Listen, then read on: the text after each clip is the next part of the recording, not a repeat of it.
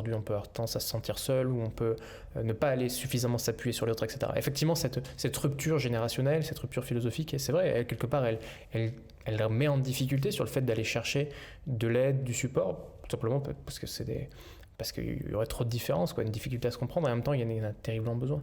Je pense que moi, je mets la responsabilité beaucoup là-dessus, sur ceux qui ont eu plus de temps d'être sur cette terre, et je leur donne la responsabilité de se dire, ok, c'est aussi à eux de faire le boulot, ils ont plus de temps, en moyenne, ils ont un peu plus d'argent, ils ont un peu plus de disponibilité, etc.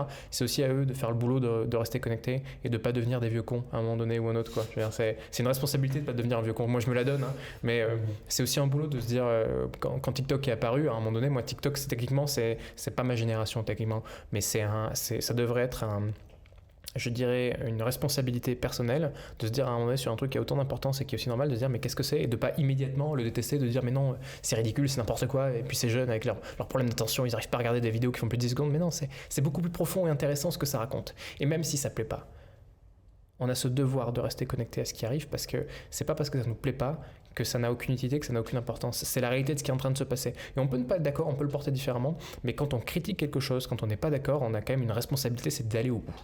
Et je pense qu'il faut aller au bout de ce qui se passe. On peut être d'accord, on peut pas être d'accord. Il y a plein de choses aujourd'hui qui sont difficiles. Par exemple, semble-t-il qu'on a des explosions de certaines nouvelles formes de pathologies psychiques qui sont liées aux écrans, etc. Machin. On parle beaucoup de troubles de l'attention, de plein de choses, etc. Qu'est-ce qui est lié ou pas, c'est assez complexe à savoir. On a une responsabilité vis-à-vis de ça, il faut la traiter. Mais se dire à un moment donné très simplement, ah, tout est la faute aux écrans, etc. Non, c'est beaucoup plus compliqué que ça. Et la tendance de cette position du vieux con, que je donne avec beaucoup d'affection, hein, voilà, il faut éviter. Je pense qu'on devrait tous se donner à soi-même la responsabilité et l'ambition de jamais devenir le vieux con de quelqu'un d'autre, et de toujours être dans cette ouverture bienveillante de chercher à comprendre ce que le monde est en train de devenir, et d'être en relation, en communication, en ouverture, en co-construction, plutôt qu'en repli lointain. Une très bonne réponse. On va arriver à la dernière question. Mais avant, du coup, pendant que je la cherche, parce que du coup elle est cachée à travers toutes mes notes, est-ce que tu as peut-être quelque chose à dire, quelque chose qu'on n'a pas mentionné, que tu juges important de mentionner du coup? On a parlé tout à l'heure un petit peu du sens. Je pense que c'est un truc vraiment intéressant, c'est-à-dire que le rapport au travail est en train de changer sur les nouvelles générations. C'est vrai qu'on n'en a pas forcément beaucoup parlé, mais c'est un point qui est marqué. C'est-à-dire qu'aujourd'hui, il y a vraiment des recruteurs qui sont en difficulté, qui comprennent plus ce que c'est, je dirais que le rapport à l'injonction financière est pas suffisant, quoi, pour plein de raisons, parce qu'on a aussi des jeunes générations qui sont nées dans un monde où l'anxiété climatique était là de base. Moi, c'est pas mon cas, je suis né en 92. L'anxiété climatique, même si l'écologie a toujours été un sujet, l'anxiété climatique est un peu plus tardive. Mais il y a des gens qui sont nés là-dedans et qui, à un moment donné, auraient presque un rapport au monde dans lequel ils pressentent un collapse, Un effondrement qui serait imminent ou quoi.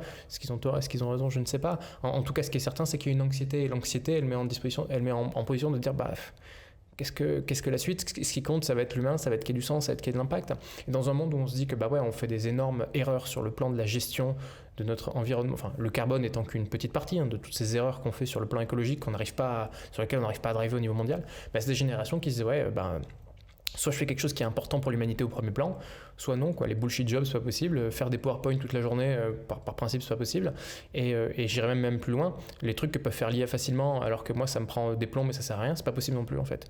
Donc le travail laborieux, insensé, ou je dirais contre nature, contre éthique, va pas être possible, quoi. T'es prêt pour la dernière question? Je suis absolument prêt. Il y a des gens qui ont pris beaucoup de temps à y répondre, mais bon, Ok. à chacun son temps de réflexion. Ma question est la suivante. Donc, un livre, un poème, une chanson, une œuvre, si le monde devait brûler demain, qu'il revenait à toi de sauver une œuvre d'art, donc quel que soit son type, pour qu'elle erre dans l'espace et que quelqu'un ou quelque chose puisse la retrouver, que choisirais-tu? C'est horrible.